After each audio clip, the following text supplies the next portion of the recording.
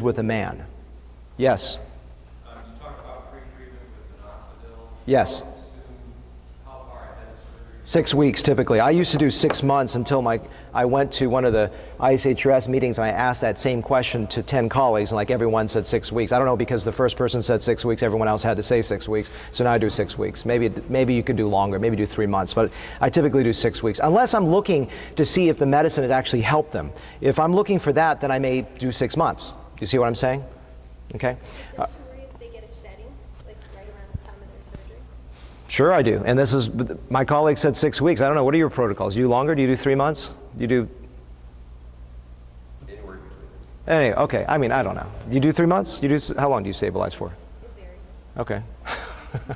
Yes? Do you recommend any hairstyle changes in women in early stages? Yeah, hairstyle changes can always help. You know, I definitely, yeah. I mean, I'll tell them how to maybe cover their loss a little bit better. But most women are pretty smart about how to style their hairs to make it look better. I usually don't have to guide them on that. All right, let's talk about crown, which is the next topic. And it is an advanced topic. It's something that you should not start doing. But it's important to have someone understand how do you help them build something they don't really look at, right? And you have to present all sides of the picture.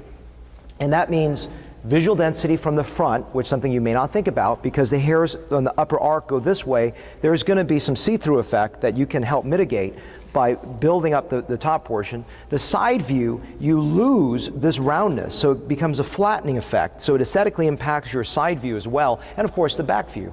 So the crowns can be impactful in all angles.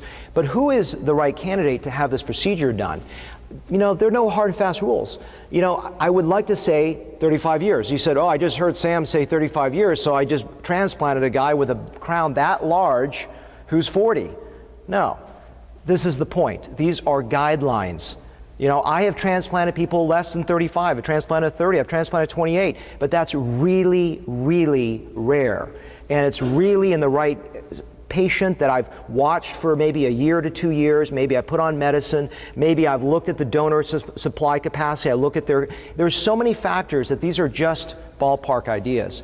And so the other thing is, I like to help prioritize, because aesthetically you want to guide someone. In general, if someone is more thinner in the front and the back, I usually guide them, if they're going to do one area, to do the front and not the back, for all the reasons of supply and demand issues, for a natural Norwood pattern, also the fact that aesthetically is going to frame their frontal face. They could take the front and comb it back. So always, you know, comb overs from the temporal area look bad, but a comb back could be an effective way to cover the crown as a hairstyling guide, you know, for a guy. And then if they have extensive miniaturization, you want to really guide them on stabilization, both for the sake of not having it, you know, going into that area and shocking it, but also because they're going to progress. The crown is one of those areas that you don't want a tuft of hair in the center and this expansive loss over time. And always look at your supply and demand issues. You know, if you've got extensive baldness in a young patient with poor donor capacity, it's a bad judgment to do this. Of course, the ideal candidate is someone older with a small area of baldness and a massive area of donor density. But we can't always get that. So this is why judgment is gray. This is not, I don't want you to write this down and go, 35 years old, front done. These are guidelines. They're only guidelines, that's it.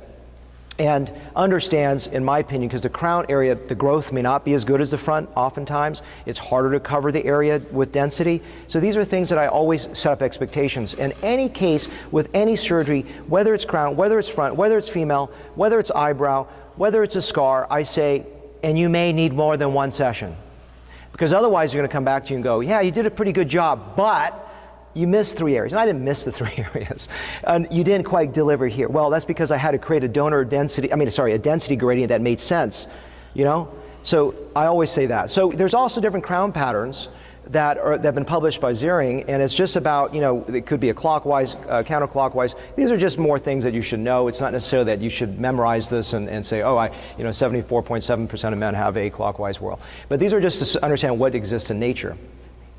These are the patterns, and the pattern that I want you to focus on is this coronet pattern, which is the idea that you can have a little miniaturization dipping into your donor hair, and that can be problematic if you're not careful. I think it was maybe Mike Beener that said this, I don't remember who, but this is a great thing that I talk to my patients about, the billboard effect. What that means is that the crown is a sucky area to work on visually, and the reason is, if you think about this top portion, you look at it from a side angle, right? The top front, but the crown is on a vertical plane. So you see that bald scalp straight on. It's hard to knock it out visually because it's straight on. Now you add the fact that the frontal area, they're interlocked and going like this. The back crown, they're all whirled in a circle, so they're splayed open. That means you can have potentially more visual baldness. And it's typically when you start wetting the hair down, you start seeing wider and wider areas, and you may not get that visual density. So undersell the crown when you start doing it, and even when you don't start doing it, when you've done it for 20 years, undersell the crown. So let's talk about planning the donor area. Always look for that potential cornet pattern that's there that you may have a problem with. And I usually need enough donor. It takes a lot of hairs to make that area look good. So I planned this initial area, but then you may want to revise the plan based on wetting the hair, because if you always want to think about how does a patient look wet and dry, right? I had a gentleman fly in for me, and I had seen him once in pre-op, and I was planning to do his front all the way his crown. I started to wet his hair down, and boy, his mid-scalp looked horrible. I was thinking, oh, I'm going to create this scary-looking frontal and crown area in this weird empty bridge. So I said, and it was a bad revising right in the middle of surgery. I said, I can't do your crown. It's not going to look right. I've got to do your mid-scalp, because he's not going to look right when his hair is wet. So that's something to think about, and especially if you look at the age pattern, because you want to look at progression. You may be able more conservative in the older, but in the younger patient, he's going to progress. You may want to get a little bit further out so that you can cover that area. And then remember from my last lecture is that for the female, sometimes I just do a female crown, but that's rare. I look for this little extra upper crown area where they're losing it. And I know these are just semantic things that may help you remember ideas. So I like to segregate and separate and micro finesse and think about the crown into certain areas. So the central whorl where it starts to go, and then the upper arc is the arc that goes up, obviously, and the lower arc goes down, and the vertex transition zone or vertex transition point is that transition from vertical to horizontal scalp. Why talk about these points? Are these theoretical constructs? No, they're your design language. They're how to put design densities so that you can create maximal effects, and that's what I'm going to talk about in a moment. So I don't like theory. One thing you're going to learn about me is I'm very pragmatic. Everything I tell you has nothing to do with theory. I don't care if you memorize classification scales. I want you to do better, safer, more aesthetic work. So all language I'm delivering has a relevant clinical import. So you saw this, I had this up the other day. You want to create your whorl so that there's no abrupt transitions. I've said this maybe 4 times now in the last 2 days, is that natural hair patterns have no abrupt transitions. Everything scales and changes and moves like an equal flow. And when you start, and really please study how hair grows. The reason why that lecture yesterday was so long is that I wanted to drill into your brain that if you don't know how hair grows naturally on the scalp, you'll just create a picket row of stuff that looks ridiculous. And so I will tell you, the more surgically minded you are, the more dangerous you are. You may think, wait, what the hell did he just say? Because there's an arrogance with surgeons that they think, guess what? I know everything. I can do this. This is an easy job. I can do a complex rhinoplasty. Well, guess what? You're going to do crappy work with that attitude. Come here with some humility and learn from the beginning as if you're a baby. When you do that, you have a chance of creating awesome work. And that's all I care about, is to get you through 4 days, not to teach you how to do hair, but to start the ball rolling. Because I like the saying is that if you think you can't do it, you can't. If you think you can do it, you can. But I want you to move toward that. So that transition I talked about. So preferred design. It means if the person is completely bald, and this is not to say this is preferred design for everyone. This is just a language, so you can start to develop whether this will work for you, whether it will work for the patient. And if it doesn't work, so be it. This is not to say this for everyone, but I just want you to understand that there's a logic behind what I'm thinking about. Why is this a preferred design? Because if they are right-handed and they part this way, that a clockwise whorl, the pattern will follow the hair angles. It'll cover the part, that's the first arrow on the left, and the right arrow is showing it follows the comb direction. Well, that's granted that they have no hair there to follow, completely bald. That's granted that they part on that certain direction. But you don't have to do this. This is not necessarily right. It's just my thought process, and I want you to be a thinking surgeon, not just to say, oh, he's got an empty crown, therefore I will make a whorl and close that. So my goal is to have you think in an intellectual fashion, and that's for the creative part of hair. It's not redundant, it's not boring, it's fun. And if you don't see it that way, don't get into this, because you're not going to deliver anything for your patients and you won't get better at this. And because learning is an asymptote. I'm still learning. I actually learned a lot from Nicole's lecture. It was fantastic. There's so much stuff out there that we can learn.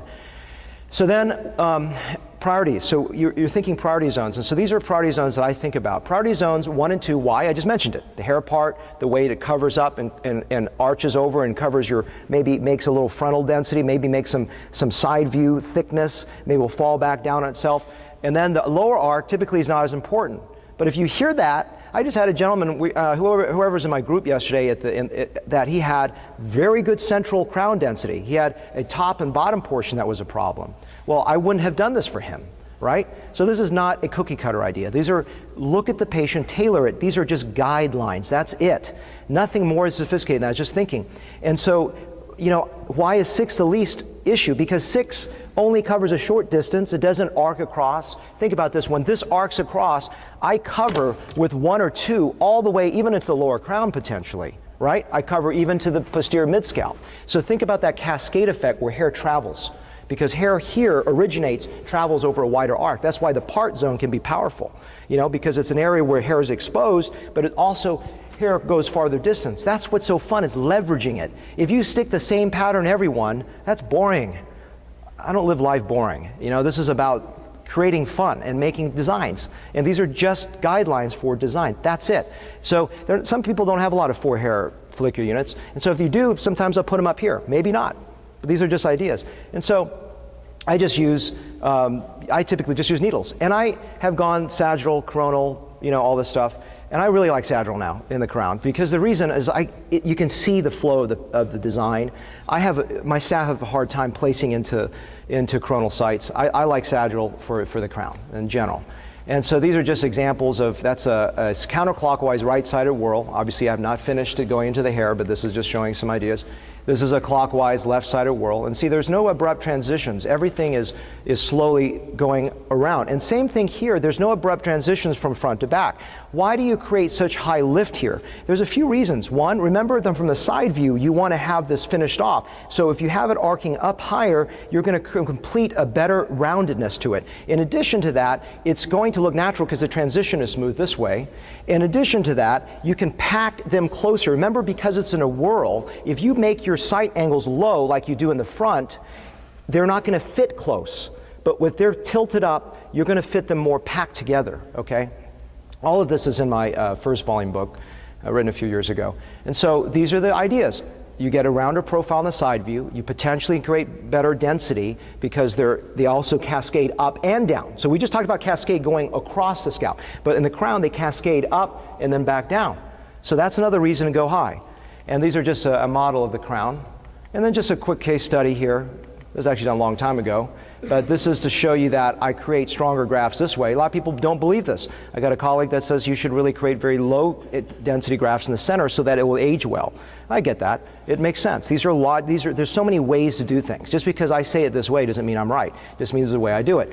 And that these cascade going that way. Then the second priority for me is going to be that vertex transition zone in this case. And then the other area is going to be a little less important, so I'm going to use slightly less density and smaller grafts. And these are just, and then that's after placement. And then this is just showing you some design work that I record all my design work. So this is like people that do rhinoplasty with Gunner diagrams. This is like my Gunner diagram for hairs. And then this is just showing you a pattern that's, it's hard to see this one, it's pretty small, but then that's replicated in this design of how I do things, why I do things, and how, it's just you know, design pattern. And this is just another design. And then to position the patient, when I do hairline and mid-scalp, you saw that, I like them lying down so I can get a very, very low angle. And I like to typically do it a little bit higher up so I can get a higher angle, as I was talking about for the upper crown. Sometimes I lie them down in one direction so that I can get access. When the crown's going this way, I'm torquing my body, and this can help you, and you can just position the patient in a way that can be helpful. In the past, I would do front and then crown and then the whole thing. Now I'm doing sort of larger mega sessions where I'm covering the whole thing. But to start for you guys, focus on the front first. Don't think because you heard a great crown lecture, you're going to start focusing on the crown. This is just a clockwise whirl. You see the rounding effect. Correction of a guy that's had a slot deformity with a transplant. This is unusual shape one. Diffuse pattern. This is just using finer grafts to not knock it all out but improve it. There's a person on finasteride that has that just has an upper arc. It's easy because it all goes up, so you create better visual density there. And this is a plug correction. And this is just using some injectable PRPA cells. So think of this like artistry and have fun. Don't think of this as boring. Next talk, Jim. Okay. On temporal points.